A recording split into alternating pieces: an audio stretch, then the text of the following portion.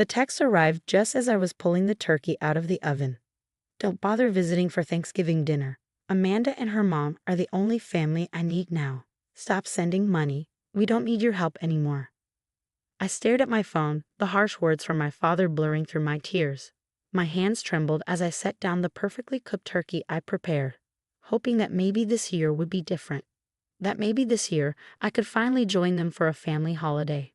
My name is Sarah Mitchell, and at 32, I've spent the last 5 years secretly paying my father's medical bills after his heart surgery. Not that he knew. He thought his insurance had mysteriously covered everything. The truth was more complicated. I glanced at the latest hospital bill on my kitchen counter, $4,800 for his monthly medications and checkups. Money I'd been quietly paying since his first heart attack, coordinating with the hospital's billing department to keep my involvement hidden. My father thought his premium insurance was covering it all, never questioning why he didn't see the bills. The next text buzzed through. Amanda got straight A's this semester. That's what a real daughter looks like. Not someone who abandoned her family to move across the city. I hadn't abandoned anyone. I'd moved 30 minutes away to be closer to the hospital where I worked as a nurse. The same hospital that treated my dad. The same hospital where I'd arranged to have his bills sent directly to me. The irony wasn't lost on me. I'd chosen nursing because of him. Watching him struggle with heart problems after Mom died had inspired me to help others. Now I spent my days caring for patients while secretly ensuring my own father could afford his care. Another text, your stepmom says you make her uncomfortable anyway. Always hovering, trying to give advice about my health. I'm fine. Amanda takes better care of me than you ever did. Amanda, my 23-year-old stepsister who'd moved in 3 years ago when my father married her mother, Patricia. They dated for only 6 months before the wedding. Since then, my childhood home had become a shrine to Amanda's achievements, while my family photos mysteriously disappeared one by one. I sat down at my kitchen table, surrounded by the Thanksgiving dinner I cooked, hoping against hope that this year's invitation wouldn't be rescinded. The turkey was still warm, filling my apartment with the scent of herbs, Mom's old recipe. She taught me to cook before cancer took her when I was 16. Dad had been different after that, but never like this. Never cruel. And don't send any Christmas presents this year. Another text buzzed through. Patricia says it makes Amanda feel bad that you're always trying to buy our love. Buy their love. I opened my banking app, looking at the latest transaction. $4,800 to Metropolitan Hospital. The same payment I'd made every month for 5 years, totaling over $300,000. Money I'd never mentioned, never held over his head, never used to prove my love. My phone rang, the hospital's billing department. Ms. Mitchell, there's been an issue with the latest payment for your father's account. What's wrong? I asked, my heart racing. The payment went through yesterday. Yes, but it's been rejected, the billing coordinator explained. We received instructions that all payments must come directly from the patient from now on. Apparently, Mrs. Patricia Mitchell called to complain about unauthorized payments being made on her husband's behalf. My stomach dropped. Patricia had discovered my secret, but instead of being grateful, she turned it into another weapon. Your father's portion after standard insurance would be $4,800 monthly, the coordinator continued. Should I inform him of the payment schedule? I closed my eyes, thinking of the text messages, of Amanda's straight A's, of Patricia's discomfort, of my father's rejection. Yes, I said quietly. I think it's time he knew. We'll send him the full billing history as well, she added. Standard procedure when changing payment arrangements. The full history. 5 years of monthly payments. Every surgery, every medication, every follow-up appointment that I covered while they pretended I didn't care enough. My phone buzzed with one final text from my father. Have a nice life. Don't bother trying to be part of this family anymore. I looked at my empty dining room table, set for 4 people who would never arrive. At the turkey that would go uneaten. At the pumpkin pie cooling on the counter, Dad's favorite, made from Mom's recipe. Then I looked at the hospital bill, the latest in a long line of payments I'd made not for recognition or gratitude, but because I couldn't bear to see him struggle. Because despite everything, he was still my father. Please, I told the billing coordinator, make sure he gets the full history, every payment, every date, every amount. As I hung up, I realized this Thanksgiving would be different after all. Not because I'd finally be welcomed at their table, but because for the first time in 5 years, my father would learn what real family loyalty looked like. The truth was coming, served cold like the dinner growing stale on my table, and somehow that felt like something to be thankful for. The hospital called my dad the next morning. I was at work on an early shift, checking on patients, when my phone started buzzing again and again. First, 3 missed calls from Patricia, then a bunch of angry texts from Amanda, and finally a call from my dad. "What is this bill?" he asked, trying to stay calm but sounding worried. "The hospital says I owe $4,800 a month. That can't be right. My insurance covers everything." I stepped into the empty break room and took a deep breath. "No, Dad. I've been paying it. For the last 5 years." Silence. "What do you mean you've been paying it?" he asked. "Every bill. Every medication. Since your first heart surgery. I worked it out with the hospital, so everything came to me." More silence. I imagined him sitting at the kitchen table, the same one where I used to do homework, where Mom made Sunday dinner, where Patricia now hosts family meals I'm not invited to. "That's over $300,000, he said, flipping through papers. $312,000 actually, I said, trying to sound calm, like I do with difficult patients. "That's the same amount you told me not to send anymore."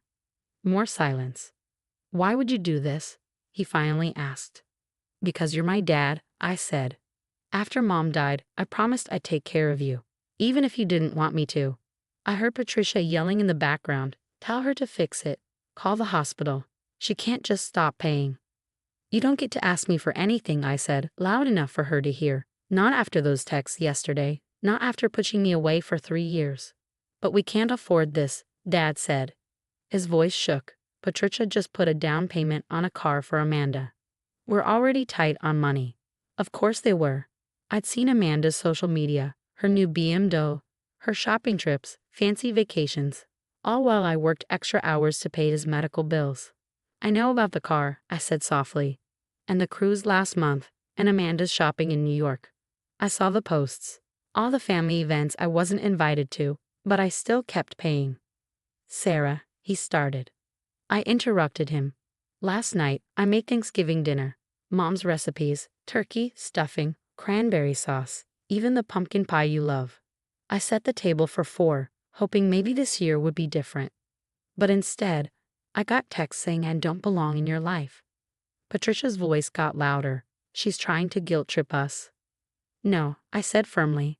"I'm telling the truth. For the first time in 5 years, you're all going to see what real family care looks like." "We can't pay this," my dad said again, sounding scared. "Sarah, please, my pension isn't enough." "I know, that's why I paid from the start, but you told me you didn't need me anymore. That Amanda takes better care of you." My pager went off. A patient needed me. "I have to go," I said. "The hospital billing office has my info if you need the payment records." "And Dad?" "Yes," he said quietly. "That turkey I made, it's in the freezer now, just like Mom used to do. But this time, not because we have leftovers, because there was no one to eat it with." I hung up before he could say more. My tears in the break room were just for me, no one else would see them. As I headed back to work, my phone buzzed again. A message from my dad. "I didn't know. All this time, I didn't know." I replied. "No, you didn't want to know. That's different."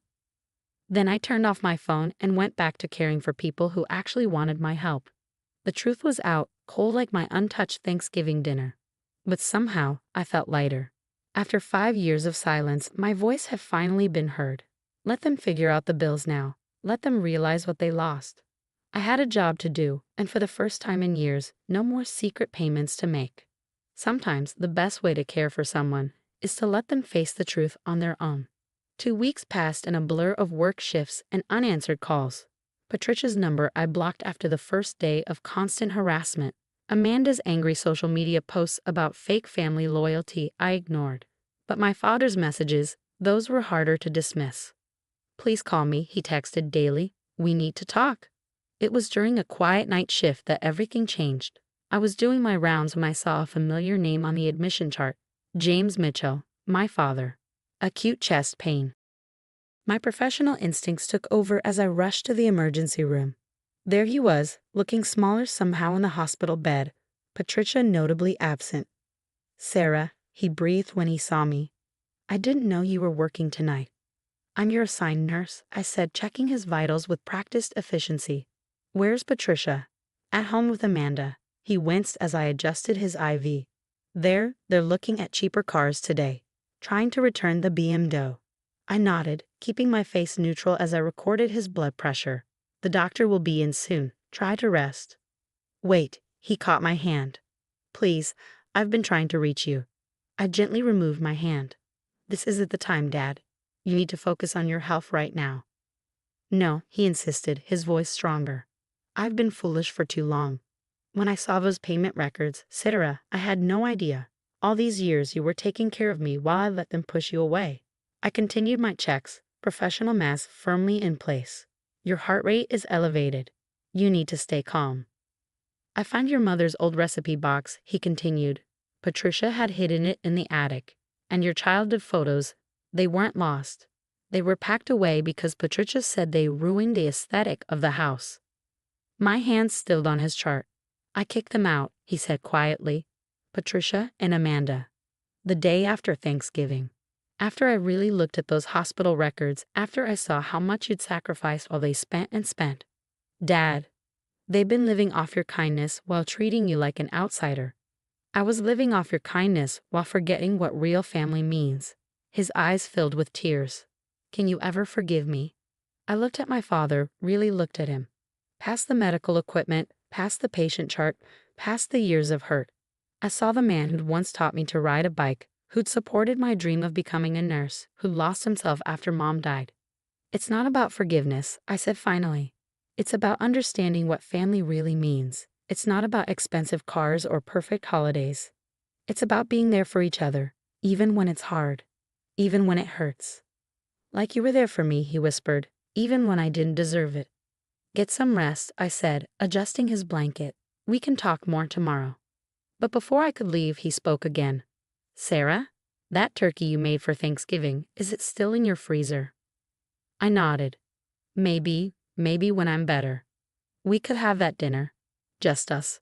For the first time in weeks, I felt myself smile. "I'd like that." 3 days later, I helped Dad settle back into his house. A house now peacefully free of Patricia and Amanda's presence. As I heated up the preserved Thanksgiving turkey and Mom's special sides, Dad placed her recipe box back in its rightful place in the kitchen. "You know," he said, watching me work, "your mother would be so proud of you. Not just for becoming a nurse, but for being a better person than I've been." We sat down to our reheated Thanksgiving dinner, just the two of us. It wasn't perfect. The turkey was a little dry from freezing. The stuffing needed extra gravy. But as we shared our first real meal together in years, I realized something. Sometimes the best family moments aren't the picture-perfect ones. They're the ones that come after the storm, when truth and love finally find their way back home. Dad insisted on doing the dishes afterward, though his hands shook slightly from his medication. As he worked, I heard him humming, an old tune Mom used to sing while cooking. Some things, it seemed, could never really be packed away in an attic. 3 months have passed since then. Dad's health has improved, and so has our relationship. We have weekly dinners now, sometimes with Mom's recipes, sometimes with new ones we try together. The house feels like home again, filled with the family photos Patricia had hidden and the memories we're finally ready to share. The hospital bills. Dad's pension covers them now, though it's not easy, but he insists on paying them himself. "It's time I took responsibility," he says. And every month when he makes that payment, I see him remember what real family loyalty looks like. Sometimes the most expensive things in life aren't measured in dollars, but in the courage it takes to face our mistakes and begin again.